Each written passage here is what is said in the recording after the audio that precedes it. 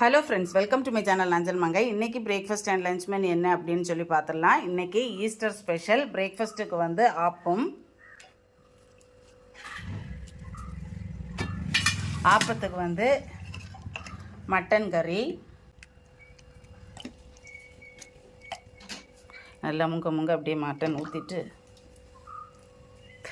கூடவே சுட சுட பிளாக் டீ. லஞ்சுக்கு வந்து வான்கோழி பிரியாணி, மட்டன் குழம்பு, வான்கோழியில் சுக்கா பண்ணியிருக்கு, அப்பளம், முட்டை, அப்புறம் சிக்கன் 65, அடை பாயசம், அப்புறம் தயிர் பச்சடி, வாழைப்பழம்.